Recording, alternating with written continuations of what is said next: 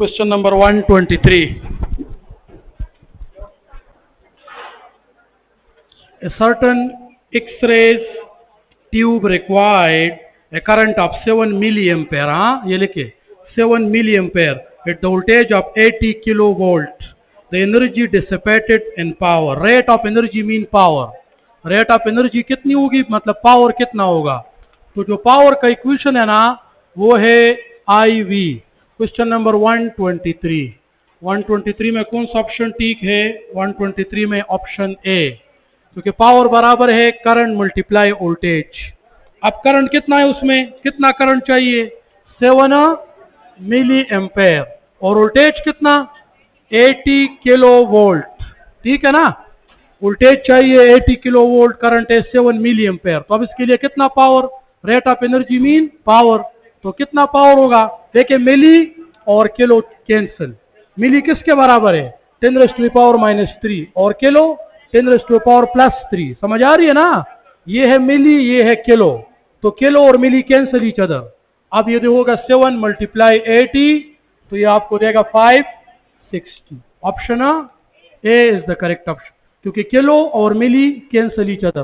तो इससे आएगा 560. Option A is the correct option. Now 124 को देखें. You wish to triple the rate of energy dissipation. Rate of energy always mean power. Rate of energy always mean power. So you wish to triple the rate of energy dissipation in the heating device. To do this you could triple. अगर आपने rate of energy मतलब power को triple करना है तो इसके लिए आपने क्या करना है triple the resistance keeping the current same. ठीक. क्योंकि पावर किसके बराबर है रेट ऑफ एनर्जी 124 में डी. देखिए उस पावर बराबर है V² divide by R. Power बराबर है IV. पावर बराबर है I². तो इसमें एक ऑप्शन में लिखा है कि आप करंट को ट्रिपल करें. करंट को ट्रिपल करने से तो पावर 9 टाइम बढ़ेगा. फिर लिखा है कि आप वोल्टेज को ट्रिपल करें. वोल्टेज को ट्रिपल करने से तो पावर 9 टाइम बढ़ेगा क्योंकि स्क्वायर है. और फिर लिखा है कि आप रेजिस्टेंस को ट्रिपल करें और करंट को सेम रखें. तो कौन सा फार्मूला होगा ये वाला. Power is equal to I² R. तो अगर आप रेजिस्टेंस को ट्रिपल करेंगे और करंट को सेम रखेंगे तो पावर ट्रिपल हो जाएगा कि नहीं. रेट ऑफ एनर्जी ट्रिपल हो जाएगी कि नहीं. आप करंट को ट्रिपल करते हैं पावर 9 टाइम बढ़ता है. आप वोल्टेज को ट्रिपल करते हैं पावर 9 टाइम बढ़ता है. आप रेजिस्टेंस को ट्रिपल करें while keeping the current same. इधर अगर आप रेजिस्टेंस को ट्रिपल करेंगे कीपिंग द वोल्टेज सेम ये भी गलत है क्योंकि अगर आप रेजिस्टेंस को ट्रिपल करेंगे वोल्टेज को कांस्टेंट रखेंगे फिर तो पावर 3 टाइम कम हो जाएगा और हमने पावर 3 टाइम बढ़ाना है. इसलिए आपने कौन सा ऑप्शन यूज करना है ये वाला I² R जिसमें करंट सेम रखो रेजिस्टेंस को ट्रिपल करो तो पावर ट्रिपल हो जाएगा. रेट ऑफ एनर्जी ट्रिपल हो जाएगी. समझ आ गई इसकी. सो the correct option is option D. Now 125 को देखें. Student kept 60 watt bulb 120 volt study lamp turn on from 2 p.m. to 2 a.m. How many coulomb charge will flow in this lamp? इसमें are option D. Question number 125 इसमें are option D. किस तरह देखे आपको lamp का power given है 60 वाट देखो गोरे और वोल्टेज गिवन है 120 वोल्ट और ये 12 AM से 12 PM तक ऑन है. कितने कितने आवर्स हो गए 12 आवर हो गए. अब पावर बराबर है करंट मल्टीप्लाई वोल्टेज और करंट बराबर हो जाएगा power divided by voltage. Current इसके बराबर हुआ. पावर कितना है 60 वोल्टेज 120 करंट कितना हो जाएगा 0.5. समझ आ गई इधर तक. अब देखें अब चार्ज हमेशा बराबर होता है charge current multiply time. Charge किसके बराबर होता है करंट मल्टीप्लाई टाइम. करंट कितना है 0.5 और टाइम 12 आवर. समझ आ गई. तो 0.5 मल्टीप्लाई 12 आवर 0.5 मल्टीप्लाई 12 और 1 घंटे में 3600 सेकंड्स होते हैं. देखिए इस आवर को सेकंड में चेंज करो. 1 घंटे में 3600 सेकंड होते हैं तो 12 घंटों में 12 मल्टीप्लाई 3600. समझ आ गई इसकी. तो 0.5 मल्टीप्लाई 12 6 मल्टीप्लाई 3600 210. इस तरह है कि नहीं. Option D is the correct option. कौन सा इसमें option D 125 option D question 126 में कौन सा ऑप्शन ठीक है? सी। देखिए 126 को देखें, 126 में क्या है? A flat iron is marked 120 volt or 600 watt. In normal use, the current to P is equal to IV और I is equal to P by V. 600 divide voltage कितना है? 120. तो ये 0 के साथ कैंसिल और 60 divide by 12 5 ampere. Correct option is option C. 127 को देखें, क्वेश्चन नंबर 127 में ऑप्शन सी ठीक है. और किस तरह ठीक है देखें. A wire, a cylindrical copper rod has the resistance R. It is reformed to twice of its original length with no change in the volume. So what is its new resistance? इस तरह question आ जाए ना तो R dash is equal to N square into R. इस तरह question आ जाए, उसके लिए ये शॉर्टकट फार्मूला है. अब देखें, इसमें लिखा है ना कि आप वायर की लेंथ को डबल करें, लेंथ को वायर को इस तरह स्ट्रेच करें कि इसकी लेंथ डबल हो जाए without changing its volume. Volume को चेंज किए बगैर. इसका क्या मतलब हुआ? वॉल्यूम किसके बराबर होता है? Area multiply length. Area multiply. अब आप वायर को इस तरह करें कि उसकी लेंथ डबल हो जाए लेकिन वॉल्यूम में चेंज ना आ जाए. ये किस तरह पॉसिबल है? ये तब पॉसिबल है कि अगर आप वायर की लेंथ को डबल करें तो उसकी एरिया हाफ हो जाए. लेंथ डबल तो एरिया हाफ, तब वॉल्यूम में चेंज नहीं आएगी ना. लेंथ डबल हो गई, एरिया हाफ हो गई, वॉल्यूम रिमेन सेम. समझ आ गई इधर तक? अब देखें, रेजिस्टेंस का लेंथ के साथ क्या रिलेशन है और एरिया के साथ. अब आप वायर को स्ट्रेच करते हैं और उसकी लेंथ डबल हो गई और आपने एरिया को, वॉल्यूम को फिक्स करना है, फिक्स रखना है. तो अगर लेंथ डबल हो गई, वॉल्यूम को फिक्स रखना है तो area must be half. Area must be half. तो अगर लेंथ डबल हो गई तो रेजिस्टेंस डबल, और अगर एरिया हाफ तो रेजिस्टेंस दोबारा. तो 2 2 जा 4, 4 आर हुआ कि नहीं? और अगर आप इधर डायरेक्ट पुटिंग करते, R dash is equal to N square into R. N क्या है? N है how much time you increase the length of the wire. N क्या है? How much time you increase the length of the wire. तो आपने length को कितना बढ़ाया? 2 टाइम. तो आप इन की जगह क्या पुट करें? 2. तो 2 स्क्वायर इंटू R. 4R आ रहे कि नहीं? दोनों से सेम आ रहे कि नहीं? तो ये जनरल शॉर्टकट फार्मूला है. ऐसे क्वेश्चनों में ये है. और N क्या है? लेंथ. ये लेंथ कितना टाइम बढ़ा? अगर आप वायर को स्ट्रेच करते और लेंथ 3 टाइम बढ़ा तो 3 का स्क्वायर 9, रेजिस्टेंस 9 टाइम बढ़े. समझ आ गई इसकी? ये है 127. 128 में देखें, कंडक्टिविटी इज, 128 में आ रहा है option D. Conductivity is the express in ohm metre. ये बात सारे गलत है. Conductivity is the reciprocal of resistivity. Conductivity is what? Reciprocal of resistivity. तो ए ऑप्शन तो गलत हुआ. और conductivity expresses ohm inverse. No, ohm inverse तो कंडक्टेंस का यूनिट है. और conductivity express equals to 1 over resistance. No, 1 over resistivity. और डी में देखे, conductivity express in ohm metre inverse. The unit of conductivity is ohm metre और whole inverse. या आप लिख सकते हैं ohm inverse meter inverse. This is the unit of conductivity and the correct option must be option D. So 128 option D. 129 को देखें, the resistance of the wire, the resistance of the rod does not depend on its temperature, its material. Material मतलब nature. तो nature of the material पे तो depend करता है, temperature पे भी करता है, length पे भी करता है, shape of the fixed area पे नहीं करता. अगर area देखें, 2 वायर्स है, 2 वायर, उन दोनों की एरिया है, सुन ले, एक वायर की एरिया है 1 मीटर स्क्वायर और बी वायर की एरिया है 1 मीटर स्क्वायर. अब इसका शेप है इस तरह और इसका शेप है स्फेरिकल, दोनों का रेजिस्टेंस सेम. तो फिर रेजिस्टेंस शेप पे डिपेंड नहीं करता. अगर एरिया सेम हो तो फिर शेप पे डिपेंड नहीं करता. और अगर एरिया डिफरेंट हो तो एरिया पे तो फिर डिपेंड करता है. तो resistance does not depends on the shape. It depends on the length, area, diameter, radius, temperature and nature, but does not depends on the shape. So अगर 2 वायरों का एरिया सेम है तो फिर रेजिस्टेंस शेप पे depend नहीं करता. ये बता रहे. Option D is the correct option. So 129 option D ठीक. 130 में देखें, in a conductor carrying current we expect the electron drift speed much less than the average electron speed, option B। देखिए क्या मतलब है इसके, ड्रिफ्ट वेलोसिटी का पूछ रहे। Drift velocity free speed of electron से बहुत ज्यादा कम होती है। क्यों?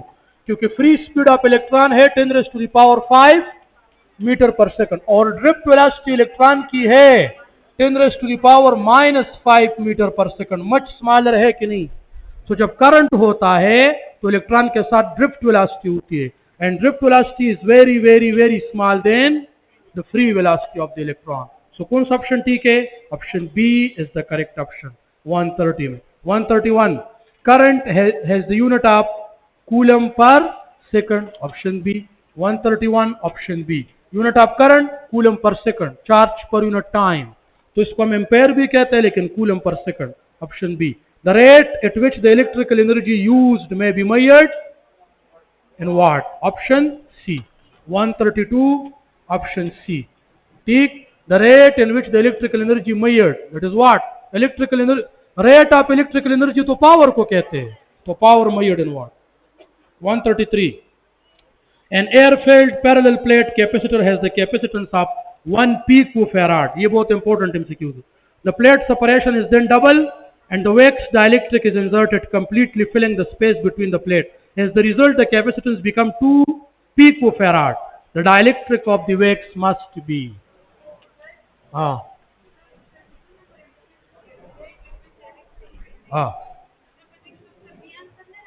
बी आंसर है ना? नहीं बी नहीं, वाट, सी। Rate of energy mean power, and what is the unit of power? Watt second or watt? The second name of power is the rate of energy। देखे अक्सर देखे कि हम तैयार करते सैटरडे को, अक्सर फ्राइडे को हम की तैयार करते ना, लेकिन आपका रिजल्ट जो आएगा, रिजल्ट की में कोई मसला नहीं है, इधर मैंने वो लिखा है ना की में उधर, लेकिन हम रिजल्ट तैयार करते अपने डिस्कशन के ऊपर, तो गलती हो सकती है ना, अक्सर जो ना वो प्रिंट मिस्टेक भी हो सकता है, उसकी कोई वो नहीं है। आपका रिजल्ट वही होगा जो मैं आपको भी कहूँ, अभी से कैलकुलेट करें अपने मार्क्स जो इधर होता है।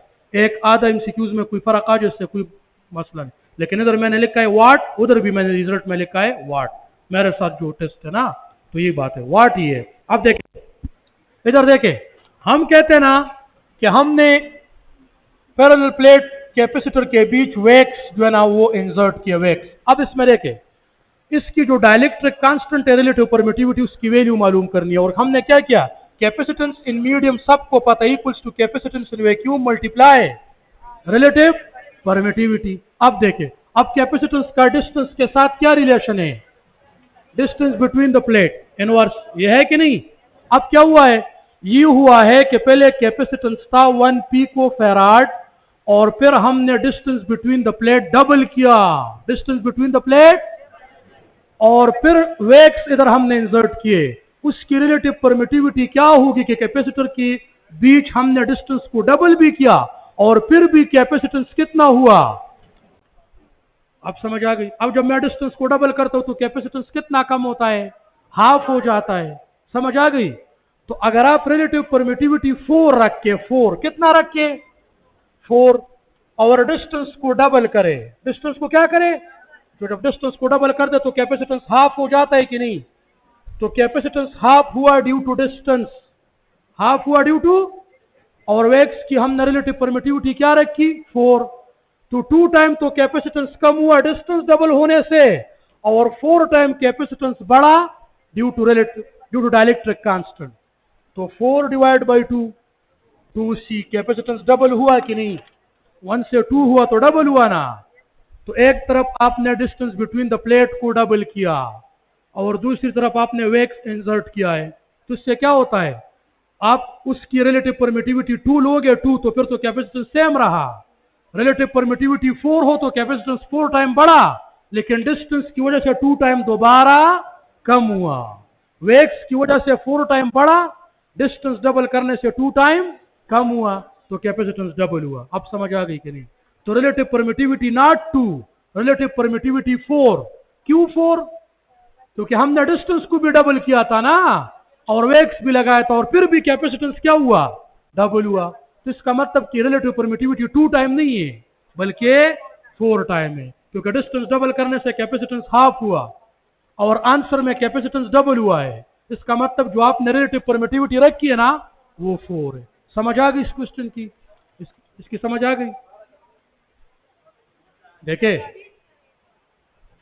देखे, यही तो ट्रिक एमसीक्यूज है, इसकी आपको समझ नहीं आ रही है, बाकी तो सबको आपकी समझ आ जाए कोई बात नहीं, ट्रिक एमसीक्यूज की समझ आनी चाहिए आपको। देखे, मैं कहता हूं ना, मैंने एक कैपेसिटर लिया, उसका कैपेसिटेंस था 1 पिको फैराड, कितना था? और फिर मैंने उसके दरमियान वैक्स रखे ना, वैक्स रखे, और वैक्स रखने के बाद उसकी प्लेट्स के बीच डिस्टेंस को डबल किया। क्या किया? और फिर कैपेसिटेंस 1 पिको फैराड से 2 हुआ। कैपेसिटेंस डबल हुआ कि नहीं? डबल हुआ, लेकिन उधर तो मैंने डिस्टेंस भी डबल किया है ना। तो जब आप डिस्टेंस को डबल करते कैपेसिटेंस हाफ हो जाता है कि नहीं? तो डिस्टेंस को भी मैंने डबल किया और मैंने वैक्स भी रखे और फिर कैपेसिटेंस डबल हुआ। क्या हुआ?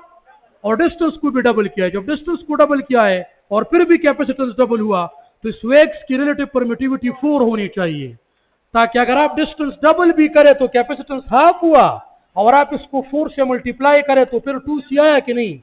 तो 1 से 2 पे चला था कि नहीं? कैपेसिटेंस डबल हुआ है ना। इसका मतलब इस वैक्स की वैल्यू, रिलेटिव परमिटिविटी की वैल्यू 4 है, क्योंकि वो 2 टाइम किसकी वजह से कम हुआ कैपेसिटेंस? डिस्टेंस की वजह से, और 2 टाइम अभी रह गया। तो इसकी वैल्यू 2 नहीं थी, इसकी वैल्यू 4 थी। वो बाकी 2 किधर गया? डिस्टेंस डबल करने से वो 2 खत्म हुआ और 2 अभी मौजूद है। 1 से 2 आप समझ आ गई।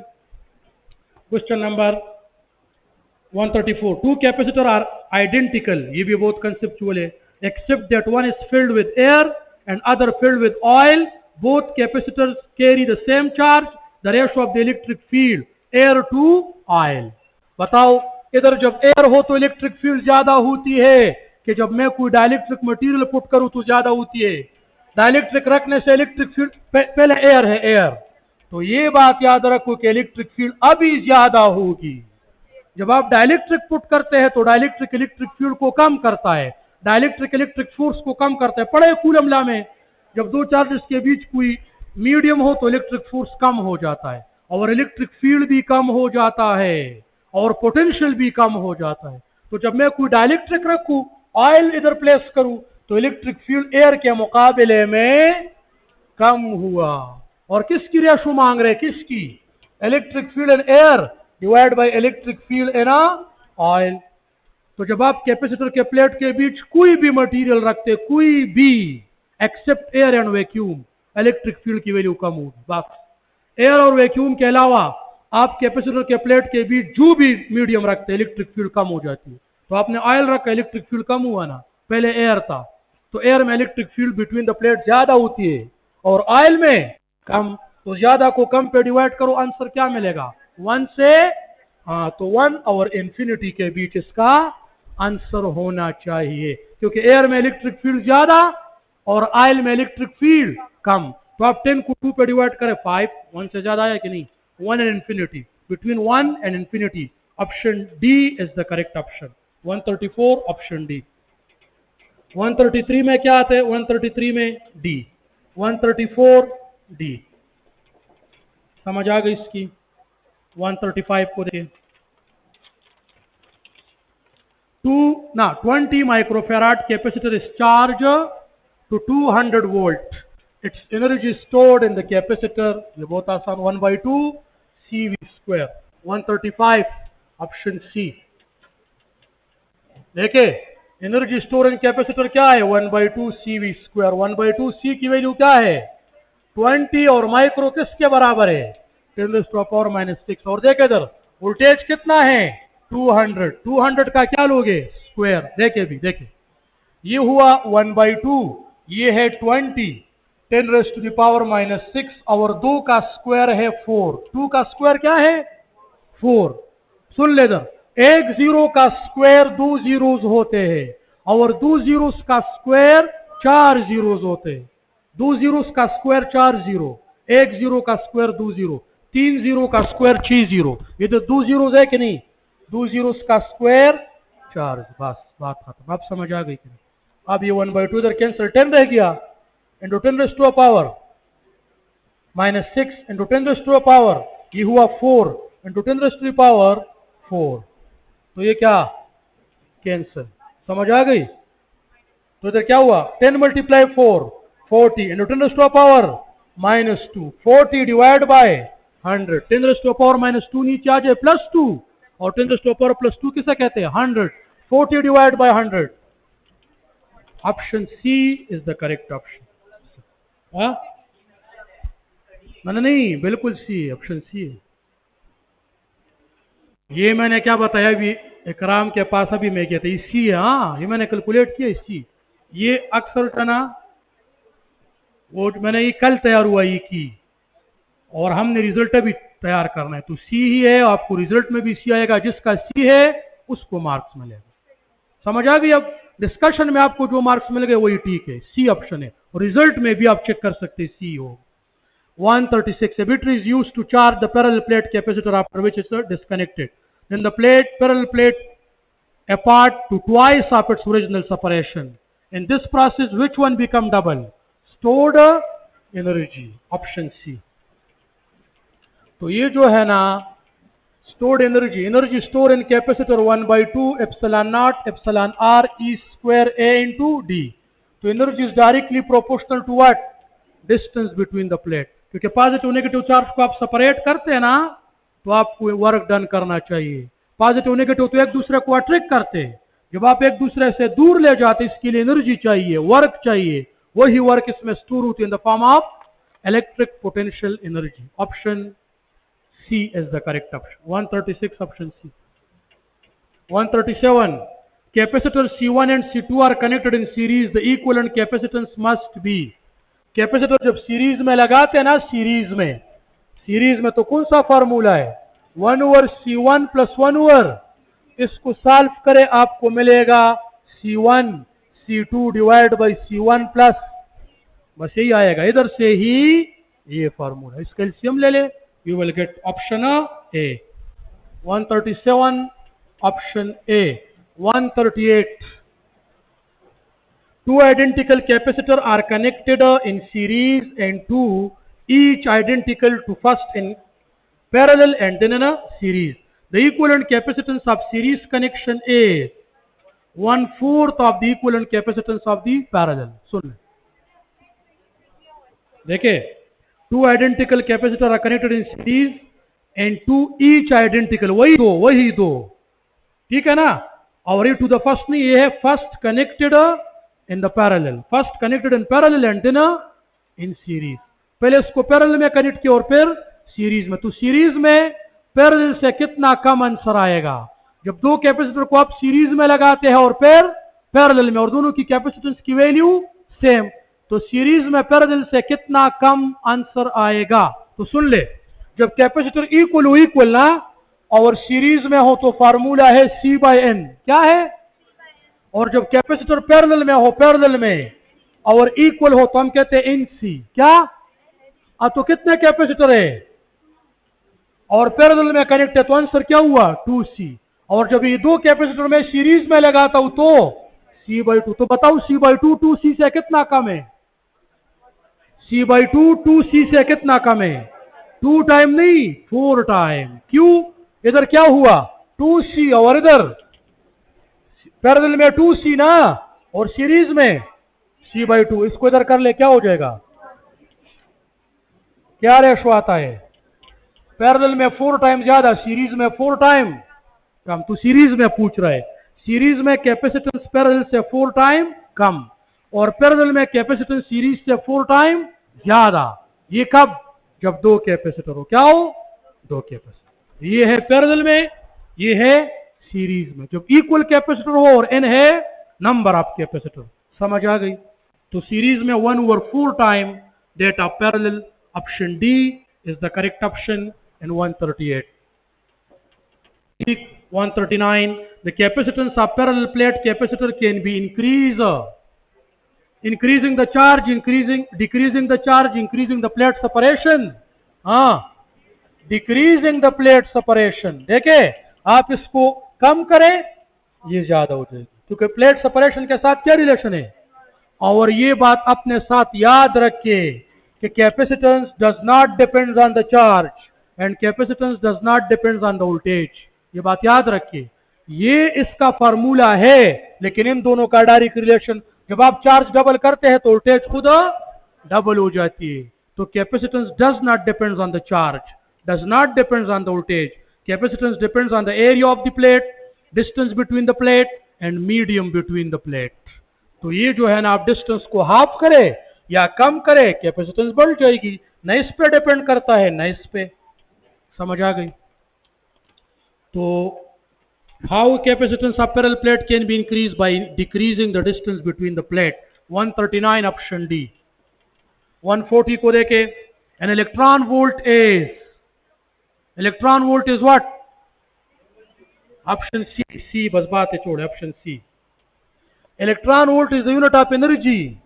Electron volt is the smallest unit of energy. So when it is the unit of energy, this is the energy gained by the electron when you provide the potential difference of 1 volt. देखो गोरे, work बराबर होता है charge multiply potential. Potential किसके बराबर होता है? सुन ले, potential किसके बराबर है और वर्क किसके बराबर है?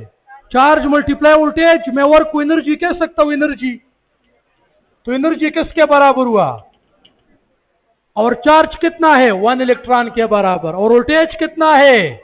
1 volt. 1 multiply 1. So electron volt is the unit of energy, and this is the energy gained by the electron when you provide 1 volt potential difference to the electron. Option C is the correct answer. और देखिए energy है, energy gained by the electron. बाकी ऑप्शनों में तो energy नहीं. Energy gained by the electron when you provide the potential difference of 1 volt. And electron volt is the unit of energy. 141. An electron have the charge E, mass me. Proton have the charge E, mass 1840 times greater than electron. A proton volt equals to electron volt. Option A. 140. 140 में C है ना, और 141 में A. 1 proton volt equals to 1 electron volt. क्यों? क्योंकि जो energy of electron है, ये बात याद रखिए, ये बात अपने साथ याद रखिए, ये चार्ज पार्टिकल की एनर्जी चार्ज के मास पे डिपेंड नहीं करती. ये अपने साथ लिख के, चार्ज पार्टिकल की काइनेटिक एनर्जी, पोटेंशियल एनर्जी, ये मास पे, mass of the charge particle पे डिपेंड नहीं करती. वो किस पे डिपेंड करती है? चार्ज पे और अप्लाइड वोल्टेज पे. तो इलेक्ट्रॉन पे चार्ज ज्यादा है कि प्रोटॉन पे? Same charge. मैं इलेक्ट्रॉन और प्रोटॉन को अगर सेम वोल्टेज दूं तो दोनों की एनर्जी सेम होगी, क्योंकि the energy of charge particle depend on the charge of the charge particle and provided voltage, applied voltage. तो इलेक्ट्रॉन और प्रोटॉन पे तो सेम चार्ज है, इसलिए अगर आप सेम वोल्टेज दे तो एनर्जी भी सेम गेन करेगी. That is why 1 electron volt equals to 1 proton volt. क्योंकि इसमें मास आपको नजर आ रहे? नो. तो 1 proton volt equals to 1 electron volt. Option A. 141 option A. 142. The electric field due to non-uniform distribution of the charge on the spherical shell is 0 inside the shell. Option D. देखो गोरे, electric field within the conductor is 0. ये अपने साथ लिखिए. Electric field within the conductor is always 0. Our magnetic field outside the conductor is always 0. Solenoid. ये दो बातें. Contrast. Electric field is always 0 within the conductor और non zero outside the conductor. Conductor के अंदर electric field 0, बाहर non zero. सुन ले, solenoid के अंदर मैग्नेटिक फील्ड नॉन जीरो, बाहर 0. मैग्नेटिक फील्ड और इलेक्ट्रिक फील्ड का उल्टा है. आप समझ आ गई? तो कंडक्टर के अंदर इलेक्ट्रिक फील्ड क्यों 0 होता है? कंडक्टर के अंदर इलेक्ट्रिक फील्ड क्यों 0 होता है? Electric field in medium equals to electric field in vacuum divided by relative permittivity. क्यों? क्योंकि कंडक्टर की relative permittivity इनफाइनाइट होती है क्या? और anything divided by infinity. Conductor के अंदर इलेक्ट्रिक फील्ड हमेशा 0 होता है. बस ये बात याद रखें. समझ आ गई? The relative permittivity of conductor is infinity. That is why the electric field equals to 0. Next one है इनसाइड द शेल. 143. 142 में क्या है? D. 143. An electron traveling north in a region where the electric field is uniform and points north. The electron slow down. Option B.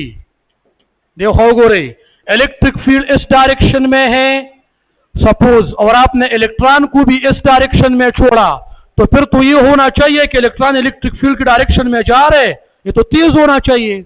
लेकिन आप electron को इस direction में छोड़े भी, प्रोजेक्ट भी करे, ये इलेक्ट्रॉन उल्टा मोशन स्टार्ट करेगा। क्यों? क्योंकि इलेक्ट्रिक फील्ड पॉजिटिव से तो इलेक्ट्रॉन नेगेटिव की तरफ जाता है।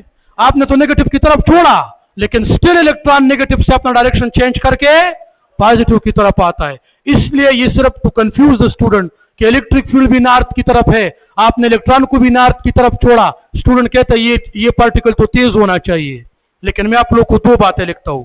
Constant, negative charge always slow down in the electric field, negative charge always slow down in the electric field, positive charge always speed up in the electric field. Whatever the direction is, direction को छोड़े, whatever the direction is, negative charge slow down in the electric field, positive charge speed up in the electric field. ये तो electron है, slow down, option B. Direction को छोड़ो, electric field does not depends on direction, option B. 143, option B. 144, the electric field at a distance of 10 centimeter from any isolated point particle with a charge 2 and 10 raised to the power minus 9 coulomb। इससे क्या आ रहे हैं? 1800। ठीक है ना? Electric field का क्या फॉर्मूला है? K Q divide by R square. ये 144 है ना, तो 144 में है ऑप्शन डी। किस तरह? के की वैल्यू क्या है? 9, 10 raised to the power minus 9। समझ आ गई? चार्ज कितना है? 2, के की वैल्यू है 9 into 10 raised to the power plus 9। Charge की वैल्यू है 2 into 10 raised to the power minus 9। और डिस्टेंस कितना है from the charge? 10 centimetre. 10 centimetre mean 10 by 100 metre, 1/10 metre. हो गई का ना? 1/10 मीटर। 10 सेंटीमीटर क्या है? 100 पे डिवाइड करो, 1/10 मीटर के बराबर है। आप सेंटीमीटर की जगह क्या लिख के? 1/10 मीटर। और इसका क्या लोगे? स्क्वायर। तो देखो रे, ये कैंसिल, ये क्या कैंसिल, तो क्या रह गया? 2 × 9 18 और 10 raised to the power 1/10 का स्क्वायर क्या है? 1/100। 1/100 ऊपर जाके क्या हो जाएगा? 18 × 100 बस। तो 1/10 या 10 सेंटीमीटर बराबर होता है 1/10 मीटर के। 1/10 मीटर का आप स्क्वायर ले 1/100, 1/100 ऊपर आके 100 × 18, you will get 1800। Option D is the correct option। Now 145 को देखे, पर ये पुश हुई का ना? An electric field is most directly related to force on the test charge। Option D। आज जिसने D ज्यादा लगाया है ना, D फिजिक्स में, क्योंकि मैं ये बार बार बता रहा हूं, ये मैं जिस बुक से तैयार करता हूं ना, उसमें ई ऑप्शन भी होती है। क्या? और तो कभी वो डी ठीक होता है, कभी ई, कभी डी। तो मेरे लिए भी ये मसला है, कभी ई ठीक होता है तो मैं उस ई को डी बना देता हूं। तो इसलिए डी, ऐसा नहीं कि अब हमारे नेक्स्ट टेस्ट में सारे डी ही लगा रहे, अगर मैं सी के लिए ज्यादा करूंगा। तो इसमें force on the test charge is equal to F/Q। ये है कि नहीं? Force per unit test charge, ये है इलेक्ट्रिक फील्ड। Option D 145। 146 को देखे, experimenter A uses the test charge 9 millicoulomb, experimenter B uses the test charge 2 millicoulomb to measure the electric field produced by the stationary charge। A finds a field that is a same in both magnitude and direction that is found by B। Wali, electric field does not depend on the magnitude of test charge। एक ने 9 मिलीकूलम test charge use किया, एक ने 2 मिलीकूलम। Electric field find करने के लिए electric field does not depend on the magnitude of test charge. अगर आप बड़ा टेस्ट चार्ज यूज करते या स्मॉल टेस्ट चार्ज यूज करते, उससे कोई फर्क नहीं पड़ता। क्यों नहीं पड़ता? सुन ले, इलेक्ट्रिक फील्ड किसके बराबर है? फोर्स पर टेस्ट चार्ज। और फोर्स किसके बराबर होता है? K source charge multiply test charge divide by R. जब आप टेस्ट चार्ज के मैग्नीट्यूड को बढ़ाते हैं, डबल करते सपोज, तो फोर्स भी डबल हुआ ना, तो इलेक्ट्रिक फील्ड रिमेन सेम। अगर आप टेस्ट चार्ज को 100 टाइम बढ़ाते हैं तो ऊपर फोर्स भी 100 टाइम बढ़ा।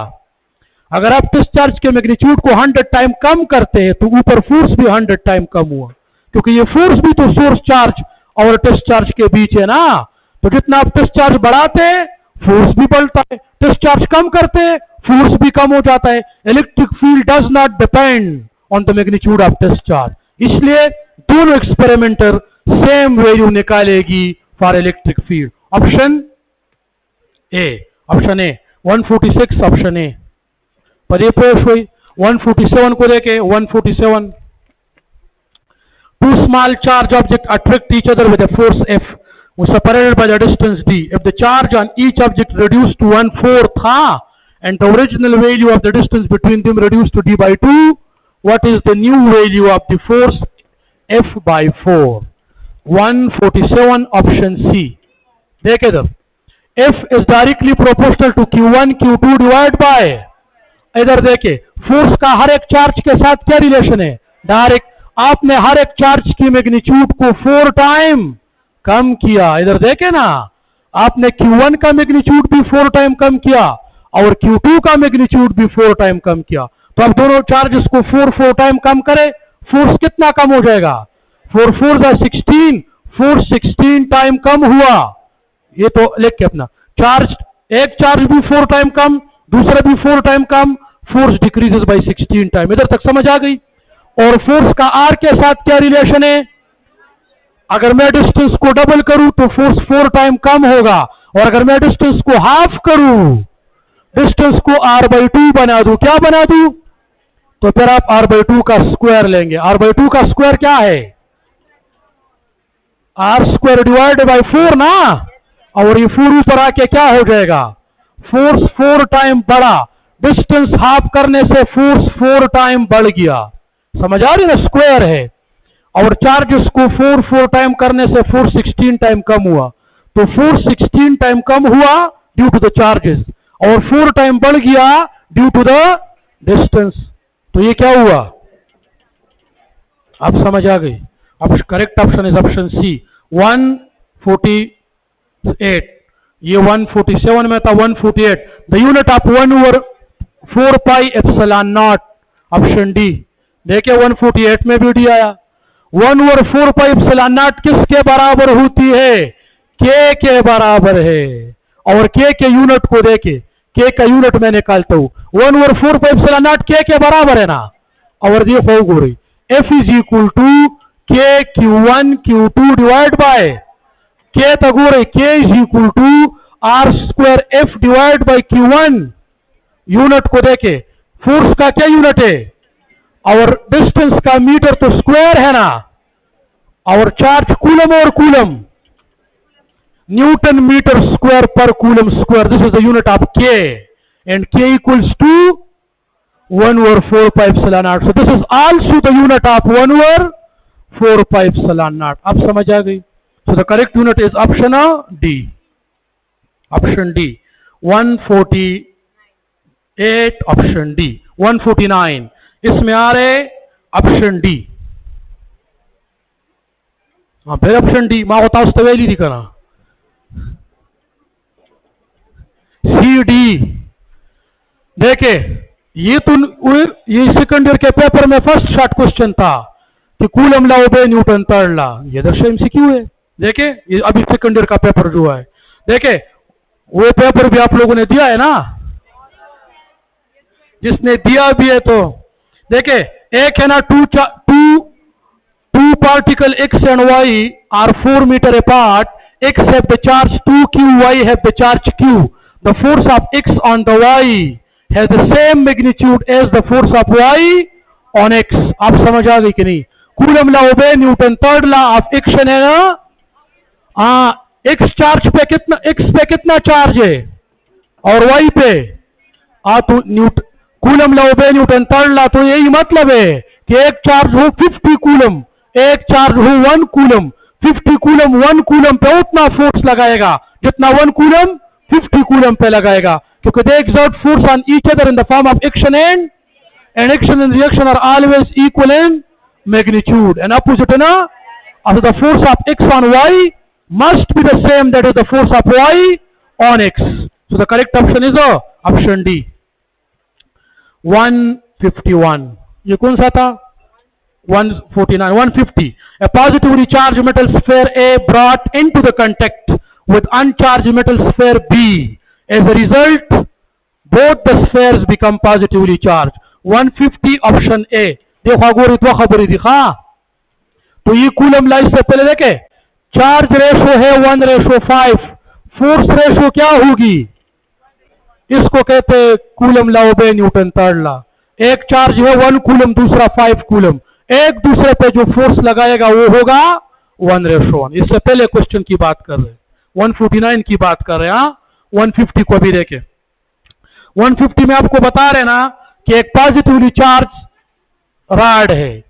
पॉजिटिवली चार्ज रॉड, इस रॉड के ऊपर पॉजिटिव चार्ज है और इस रॉड को मैंने न्यूट्रल स्फेयर के साथ टच किया. न्यूट्रल स्फेयर के साथ टच किया. तो सुन ले इधर, जब आप चार्ज बॉडी को अनचार्ज बॉडी के साथ कांटेक्ट में लाते हैं, टच करते हैं, तो अनचार्ज बॉडी पे भी वही चार्ज आएगा जो रॉड के ऊपर था. तो both the bodies become positively charge. और अगर आप पॉजिटिव चार्ज रॉड को टच नहीं करते, उसके करीब लाते हैं, क्या करते हैं? तो फिर इधर नेगेटिव चार्जेस आ जाएंगे और इधर, इसको कहते हैं इलेक्ट्रोस्टैटिक इंडक्शन. फिर ये होगा, लेकिन जब आप टच करेंगे तो उसका पॉजिटिव चार्ज उसको भी ट्रांसफर हो जाएगा और वो भी पॉजिटिवली चार्ज हो जाएगा. तो टच करना और करीब लाना दो अलग अलग बात है. तो पॉजिटिवली चार्ज रॉड को न्यूट्रल स्फेयर के साथ टच किया, कांटेक्ट लिखा है मैंने. जब टच किया तो दोनों बॉडी पे वही चार्ज हो जाएगा जो रॉड पे था. ये भी पॉजिटिव था, इस पे भी पॉजिटिव आ जाएगा. चार्ज कैन बी ट्रांसफर्ड, मैंने की में क्या लिखा है? Charge can be. तो जब टच करते और जब करीब लाते हैं तो फिर इधर इलेक्ट्रोस्टैटिक इंडक्शन फोर्स क्रिएट हो जाते. तो ये जो है ना, both the bodies become positively charge. Option इसमें आ रहे ऑप्शन ए 150. 150 में आ रहे ऑप्शन ए. 151 को देखे. 151 देखे इधर. A wire contains steady current of 2 ampere. The number of electron that passes the cross section in 2 seconds. देखो गोरी, करंट के लिए फार्मूला है, इसमें है डी. 151 में भी डी. करंट के लिए फार्मूला है n e by t, q by t. ये करंट का फार्मूला है. क्यू बाई टी है ना, लेकिन क्यू बराबर होता है इन ई के. किसके बराबर होता है? और ई है चार्ज ऑफ इलेक्ट्रॉन और एन है नंबर ऑफ इलेक्ट्रॉन. तो करंट का दूसरा फार्मूला हुआ इन ई बाई टी. क्या है? इधर से इन मालूम करे. हाँ, इन के लिए फार्मूला हो जाएगा current multiply t divide by e. बस. करंट कितना है? 2 एम्पेयर और टाइम 2 सेकंड. करंट 2 एम्पेयर है ना, और टाइम भी 2 सेकंड. और इधर देखे इलेक्ट्रॉन पे चार्ज 2 मल्टीप्लाई 2, 4 डिवाइड बाय 1.6, 2.5, 10⁻⁻19 ऊपर जाके. कौन सा ऑप्शन ठीक है? Option D. समझ आ गई? To make an uncharge object have negative charge. Uncharge object को नेगेटिव चार्ज करने के लिए क्या करोगे? Add some electron. 152 option C. ठीक है ना. नेगेटिव चार्ज में एफिशिएंसी ऑफ इलेक्ट्रॉन होती है और पॉजिटिव चार्ज में डिफिशिएंसी ऑफ इलेक्ट्रॉन. आपने अनचार्ज बॉडी को पॉजिटिवली चार्ज करने, उससे इलेक्ट्रॉन रिमूव करे. आपने अनचार्ज बॉडी को नेगेटिवली चार्ज करने, उसमें इलेक्ट्रॉन ऐड करो. So option C is the correct option. 152. 153 को देखे. In the direction indicated by electric field lines, the electric field strength must be decreases. 153 option B. देखे, ये एक चार्ज पार्टिकल है. आप लोगों ने इलेक्ट्रिक फील्ड लाइंस पढ़े. Strength of electric field lines हम किस तरह मालूम करते हैं? Strength of electric field line, charge से इलेक्ट्रिक फील्ड लाइंस निकलते हैं ना. तो देखे जब 2 लाइंस आगे जाते, आगे उसमें गैप बढ़ता है कि नहीं? और जब लाइंस में गैप बढ़ता हो, ये शो करता है कि इलेक्ट्रिक फील्ड की वैल्यू कम हो रही है. तो इलेक्ट्रिक फील्ड की क्या डायरेक्शन है? आउटवर्ड. जब मैं इलेक्ट्रिक फील्ड की डायरेक्शन में जाता हूं ना, तो इलेक्ट्रिक फील्ड की वैल्यू में कमी आती है. और इसके लिए दूसरा क्या फॉर्मूला है? K Q divide bye.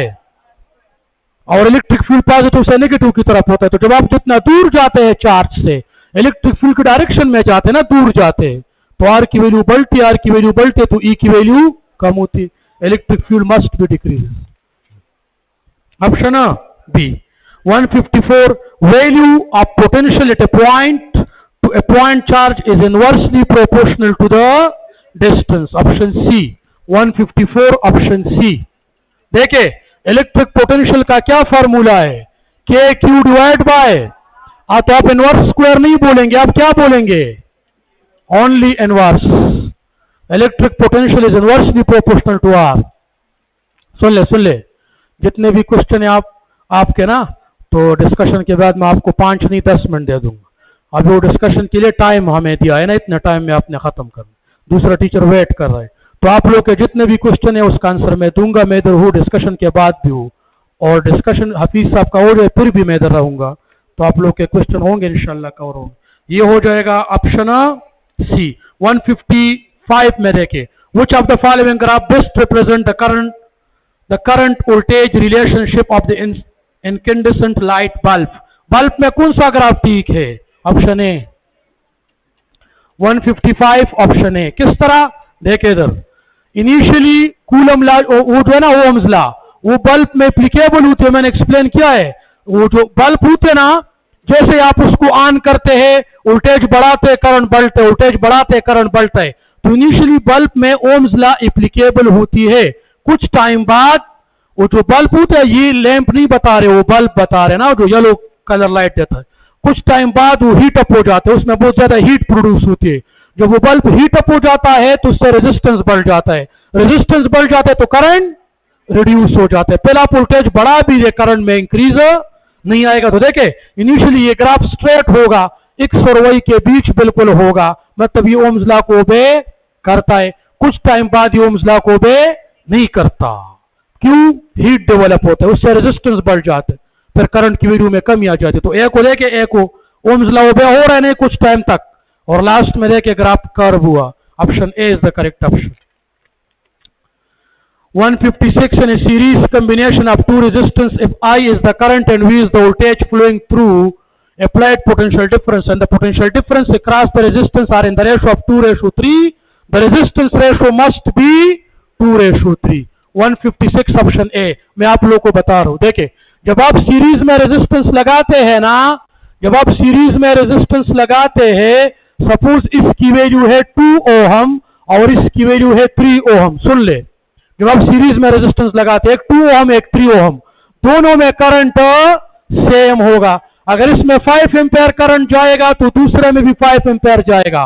Current in both the resistance, both नहीं, and all the resistance in the series combination same. जितने भी आपने सीरीज में रेजिस्टेंस लगाते हो, करंट सब में सेम, और सीरीज में वोल्टेज डिवाइड हो जाता है, वोल्टेज स्प्लिट हो जाता है। कुछ वोल्टेज ड्रॉप होता है R1 में, कुछ जाता है R2 में। तो किस में ज्यादा वोल्टेज जाएगा? जिसकी रेजिस्टेंस की वैल्यू ज्यादा हो। तो इसकी रेजिस्टेंस की वैल्यू कम है, इधर 2 वोल्ट, और इधर रेजिस्टेंस की वैल्यू ज्यादा है, इधर 3 वोल्ट। तो अगर वोल्टेज किस रेशो से ड्रॉप हो गई है? 2:3। तो रेजिस्टेंस भी किस रेशो में होना चाहिए? क्यों? क्योंकि सीरीज में कम रेजिस्टेंस में कम वोल्टेज जाता है, और बड़े रेजिस्टेंस में बड़ा वोल्टेज ड्रॉप होता है, और करंट दोनों में सेम।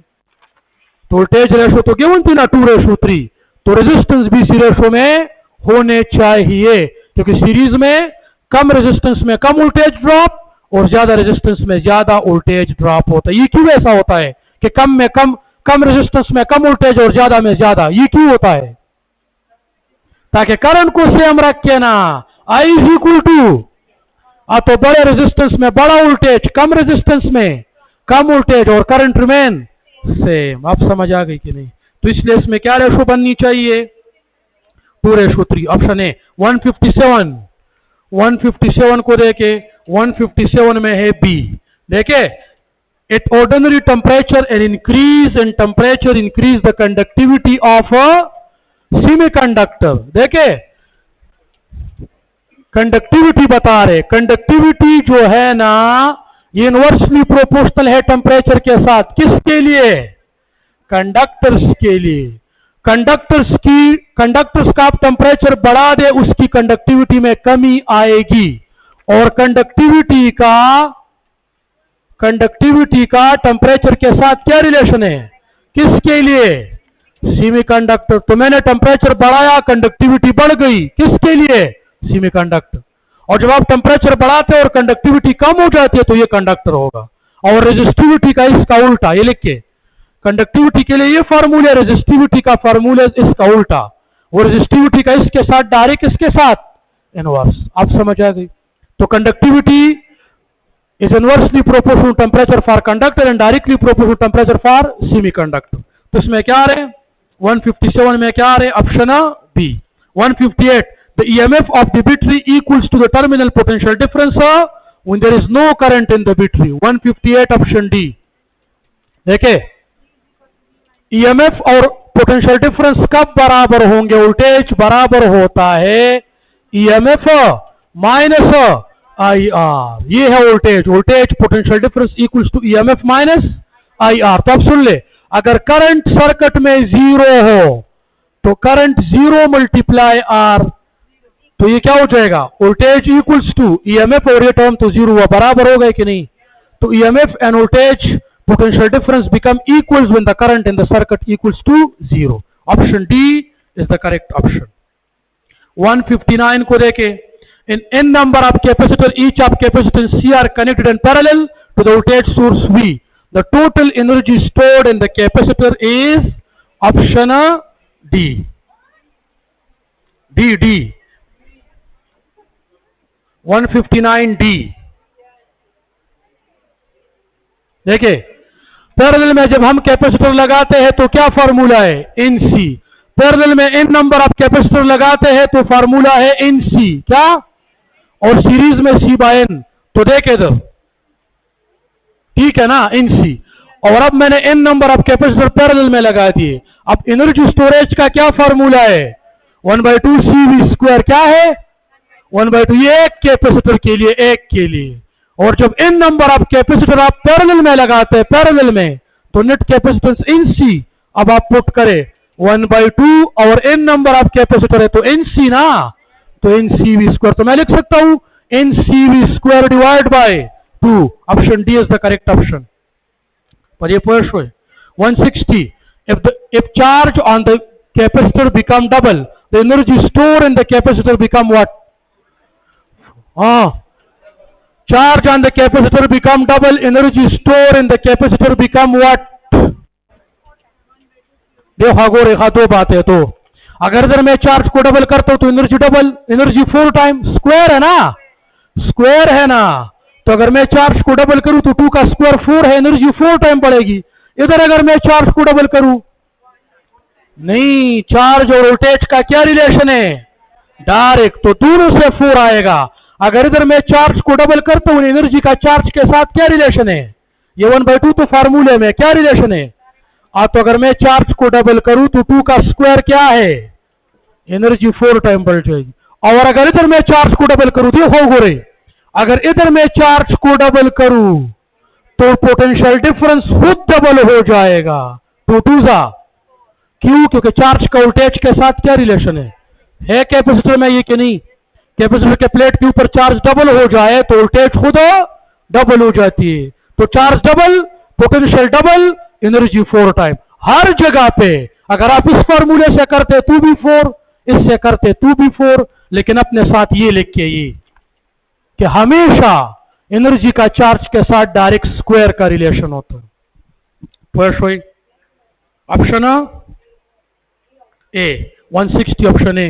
161 में देखे, 161 देखे, when the voltage across the resistance double, the ratio of current to voltage remain same. Option C. देखे, आप वोल्टेज डबल करते हैं ना, तो करंट टू वोल्टेज रेशो या voltage to current ratio will remain same. क्यों? करंट का voltage के साथ क्या रिलेशन है? और वोल्टेज टू करंट रेशो हमें क्या देता है? और करंट टू वोल्टेज रेशो हमें क्या देता है? 1/, रेजिस्टेंस कंडक्टेंस. अब सुन ले, अगर मैं वोल्टेज को डबल करूं, डबल, तो क्या डबल होगा? करंट डबल हो जाएगा, रेजिस्टेंस रिमेन. और अगर मैं वोल्टेज को डबल करूं तो current, this ratio remain constant, this ratio remain. आप वोल्टेज को डबल करते, करंट डबल हुआ. तो जो रेशो है ना, ratio, it remain constant. Either voltage to current ratio, either current to voltage ratio, they always constant. तो क्या आपने वोल्टेज को डबल किया, करंट खुद डबल हुआ. This ratio remain constant. Option C. अब देखें 162, which statement is correct? Resistance depends on voltage? No. Current does not depend on resistance? No. Current depends on resistance. और तीसरा, voltage depends on current, no. Current depends on voltage, yes. Ohm's law ये नहीं है, हाँ ये गलत है। Ohms law ये है, current depends on voltage. Option D is the correct option. 162 option D. 163 को देखें। If x is the distance from the charged particle and a is the electric field, a क्या है? a electric field, और x क्या है? distance from the charged particle. What is the electric potential in term of electric field? वाक्य दे, electric potential का क्या formula है और इलेक्ट्रिक फील्ड का है कि नहीं? तो आप इलेक्ट्रिक फील्ड के साथ R मल्टीप्लाई करें तो इलेक्ट्रिक पोटेंशियल बन जाएगी। क्यों? V is equal to E multiply R। अब इसमें पुटिंग करें, E की क्या वैल्यू है? KQ डिवाइड बाय और मल्टीप्लाई, तो एक R के साथ कैंसिल, और क्या रह गया? पोटेंशियल रह गया कि नहीं? तो पोटेंशियल हमेशा किसके बराबर होता है? Electric field multiply R। Electric field को मैंने क्या नाम दिया है? A, और R को D। A multiply D equals to electric potential, क्योंकि फील्ड का नाम मैंने A दिया है और डिस्टेंस को D दिया है। A multiply D, A multiply X, option B. 163 option B. पर ये प्रश्न वही करना, ये जो है ना, समझ आ गई? Electric field multiply R give us electric potential. तो फील्ड को मैंने नाम चेंज किया, A रखा, और R को मैंने D कहा या X कहा, तो AX equals to V। 164 a wire of resistance R stretched to 3 times of its original length. What is its resistance? 9R, option A।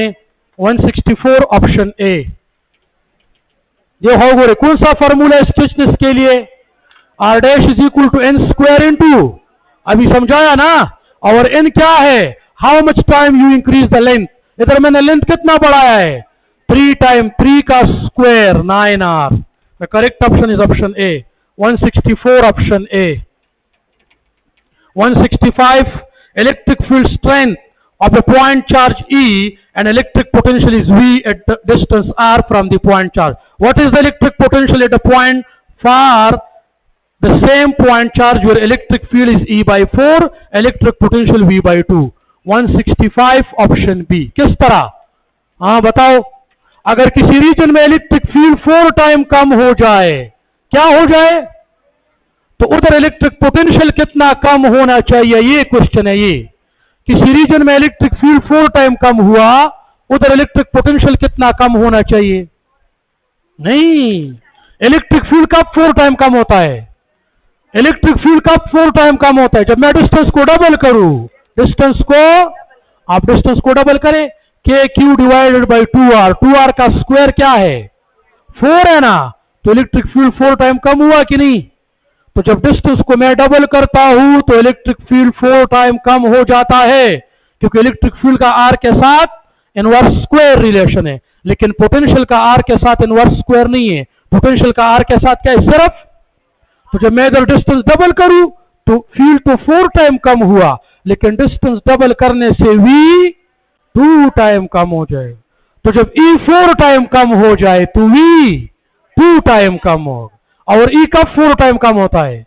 when you double the distance. So when you double the distance, E become E by 4 and V become V by 2. आप समझ आ गए कि नहीं? ओह, हाँ, आपको बता रहे कि किसी रीजन में E है और V है, फिर E by 4 पे चली तो V कितना होना चाहिए? नहीं, उसी पॉइंट पे, उसी पॉइंट। ना ना ना, आप ये है, इधर इलेक्ट्रिक फील्ड है E, पोटेंशियल है V। इधर इलेक्ट्रिक फील्ड हुआ E by 4, तो पोटेंशियल V by 2, क्योंकि E by 4 तब आता है तब जब डिस्टेंस को मैं डबल करूं। आप तो समझ रहे हैं? नहीं नहीं ना, वो तो सिर्फ रिलेशन है। बाकी V का R के साथ क्या रिलेशन है? इनवर्स। और E का R के साथ इनवर्स स्क्वायर। बस ये कंसेप्ट है। 166 if the length, width and separation between the plate of the parallel plate capacitor become double, the capacitance become double. 166 option A। length, width and separation between the plate become double। तो जब मैं length, width और separation को double करूं तो capacitance double. सुन ले, capacitance का क्या फॉर्मूला है? एप्सिलॉन नॉट डिवाइड बाय, और एरिया किसके बराबर है? Length multiply width multiply epsilon not divide by D. ये कैपेसिटेंस का फार्मूला है, length multiply width multiply epsilon not divide by D. आप लेंथ को क्या करें? डबल, विड्थ को क्या करें और डिस्टेंस को क्या करें?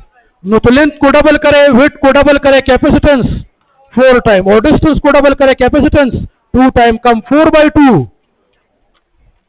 167, two bulbs which are consume power P1 and P2 are connected in series. The power consumed by the combination P1 P2 divided by P1 plus P2, option C। 167 में CR है। देखे, पावर का वही formula है जो capacitor का है, तो कैपेसिटर में और पावर में ही पावर इन सीरीज का फार्मूला है 1/P is equal to 1/P1 1/P2, या हम कहते हैं ना power in series P1 P2 divide by P1 plus P2। Series में पावर का वही फार्मूला जो कैपेसिटर का है, option C. 168, what is the largest resistance that can be obtained from 1/10 ohm 1/10 ohm resistance? 1/10 ohm, क्या मतलब है इसका? 10 रेजिस्टेंस है, 10 कितने रेजिस्टेंस है? 10, और हर एक की वैल्यू कितनी है? 1/10। इससे लार्जेस्ट रेजिस्टेंस कितना ऑब्टेन हो सकता है? जब हम इसको सीरीज में लगाए, रेजिस्टेंस इन सीरीज का क्या फॉर्मूला है? R is equal to NR, और N क्या है? Number of resistance. कितने रेजिस्टेंस है? 10, हर एक की वैल्यू 1/10, क्या आएगा? 1 ओम। कौन सा ऑप्शन ठीक है? Option D. 168 option D. 169 को देखे, the ratio of the force between the two charges in vacuum to two charge in the medium of relative permittivity ER। कौन सा ऑप्शन ठीक है इसमें? नहीं, ऑप्शन ए। देखे ना, force in vacuum ratio force in medium. आगे देखे, आगे वैक्यूम अपनी जगह पे आ जाएगा, फोर्स इन वैक्यूम अपनी जगह पे, और फोर्स इन मीडियम किसके बराबर है? Force in vacuum divide by relative primitive, ये है कि नहीं? अब देखिए, वैक्यूम के साथ क्या? 1/1/ER, ER इधर कर ले, ER रेशो 1, तो वैक्यूम में ER टाइम ज्यादा, किससे? मीडियम से, option A. 170, the Coulomb constant depends on nature of the medium, system of unit, both A and B। 170D, both nature और मीडियम पे और सिस्टम ऑफ यूनिट दोनों पे। 171, the presence of dielectric always decreases the electric force। पता है ना, force in medium किसके बराबर है? Vacuum divide by relative. तो ये है डाइलेक्ट्रिक कांस्टेंट, तो आप डाइलेक्ट्रिक कांस्टेंट पुट करते हैं तो कूलम फोर्स कम हो जाता है, option B. 171 option B. 172, the force between two similar unit charges which are 1 meter apart from each other must be K Q1 Q2 divide by, तो K की क्या value है? 9 × 10⁻⁹। एक चार्ज 1 कूलम, दूसरा charge, और उसके बीच डिस्टेंस, तो क्या रह गया? 9 × 10⁻⁹। कौन सा ऑप्शन ठीक है? C. 173, the resistivity of the material would be B. ठीक है ना, रेजिस्टिविटी किसके बराबर है? RA divide by L। Specific resistance of the material depends on the specific resistance. किसे कहते हैं? रेजिस्टिविटी को, और रेजिस्टिविटी किस पे डिपेंड करता है? Nature and length, area, diameter, radius पे डिपेंड नहीं करता, तो किस पे depend? Temperature. 174 option C. 175, temperature coefficient है unit of Kelvin inverse. Temperature coefficient measured in Kelvin inverse. The unit of temperature coefficient is Kelvin inverse or Celsius inverse. And the last one, it is better to send 10,000 kilowatt of electric power a long distance of 10,000 volt rather than 220 volt because there is less heating produces in the wire।